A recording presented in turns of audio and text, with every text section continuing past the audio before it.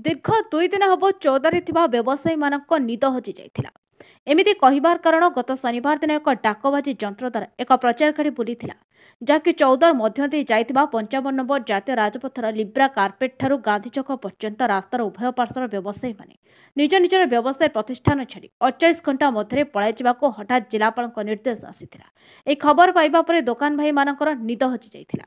48 घंटा भितर शनिवार रविवार 2 दिन में किसी भी करहिब नाही यह सतै विषय अवगत हेबा परे 5टी बजार कमिटी एक सभा अनुष्ठान होइतिला। एहा परे जिलापाल द्वारस्थ होइतिले। बजार 5टी बजार सभापति संपादक एक अनुरोध करबा परे जेतिकी जगह दरकार थिला सेतिकी जगह 7 दिन भितर स्वेच्छा दोकानी भाई भांगी देबे नेबे बोली प्रतिश्रुति देले। पर अन्य दोकानी भाई मानक दुख दूर होला। संतोष कुमार साहू चौदार बीजेपी मोटर साहू सर कौन कहे आज जो कार्यक्रम थिला से विषय कौन कहे बजार बजार भाई मैंने 5टी 6टी बजार मालिक मैंने मत परदिन कही आगे नयन भाई को पकड़ नयन भाई सब आम सका बजार भाई मानू नहीं 25-30 जन 4-5 गोटी बजार भाई को नहीं नयन मान कटी जाइलु सी संतोषजनक उत्तर भी देते डायरेक्ट तहसीलदार कलेक्टर सहित आलोचना कर सब कही बजार भाई मैंने सकाଳେ आमर माननीय सांसद निर्देश क्रमे कलेक्टर कतिक जाइए जहाँ सब कही सब जहाँ तो आप कहले बजार भाई मैंने जहाँ कहले मालिक कहले आप तो शुणिले सरकार केमती सहानुभूति देखेबे कि हाँ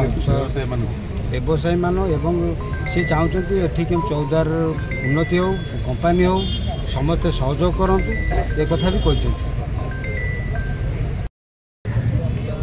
किशोर नायक कोटिम बजार बणिक संघर सभापति कौन कहे जो आज मापचुप रही कौन काली आम मान्यवर जिलापाल कतिक राति आमर अभियोग नहीं जाइए आमको डिक्लेयर कले गोटे दिन आमको टाइम देले भांगे यहाँ एक्सटेंशन एक्सटेंशन ए विषय मान्यवर आमर कतोरी महताब बाबू आम फोन मध्यम कथबार्ता है से आमको समय देते कलेक्टर आम जा कथबार्ता कलेक्टर आमको आम अभियोग ग्रहण कले और कहले काली तहसीलदार को कहली पर्टिकुलाली जी नेसेसरी भांगा से जदि आप बजार कमिटर प्रेसिडेंट सेक्रेटरी मैंने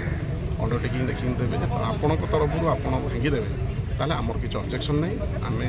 पूर्ण बजार टी भांगे आज सका तहसीलदार आसते बर्तमान तहसीलदार मार्किंग देगले गले कहले अंडरटेकिंग पर्टिकुलर जो दुकान मैंने भांगुन भांगे से अंडरटेकिंग तुम लिखिंग मुझे इनिशियल अंडरटेकिंग उपर दस्तखत करी टाइम दिया 7 दिन भितर यहाँ जिलापाल निर्देश। आज्ञा व्यवसाय बहुत भालाणी अच्छा आपण भरोसा करुँच कौन टेक कौन कह आज्ञा मो पर भरोसा ना मोहन सरकार भरोसा व्यवसायी रे व्यवसाय हम और शिल्प भी हम से आम चेष्टा करते कम व्यवसायिक क्षति हम व्यवसायी उठे विस्थापन हे अन्य जगह दिज्व से व्यवसाय करने ता सहित शिल्प को प्रशस्त रास्ता दिज्व कारण ये गोटे माने ओडिशा को लोक शिल्पर बर्तमान सुर छुटी आम सिंगल विंडोर जो साहय न करवा स्थानीय लोक निजुक्ति केमती पाइबे स्थानीय लोकर आर्थिक विकास केमती हम सबुआड़ चलो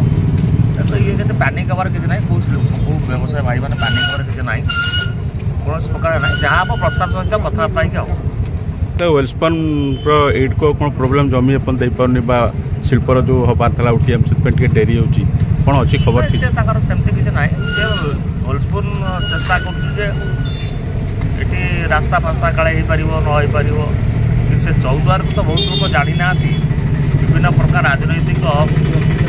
माने कारसादी चौद्वार छंदी पड़ी जहाँकि प्रकृत चौद्वार रूप चौद्वार लोकंर भविष्य चौद्वार लोकंर जो प्रकार भावना ये कथा लोक पाक आसुनी समस्त चौद्वारटा गंडोलिया जगह चौद्वार गले आम फैक्ट्री हो पारे ये लेबर प्रोब्लेम हम ये लोक किसी करदेवे ये गोटे धारणा गोटे बस जाइए सब जगह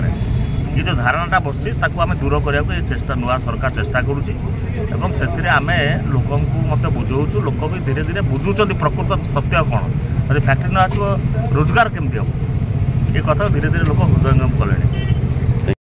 चौदर दीपक मंगराज का रिपोर्ट नायवती टीवी।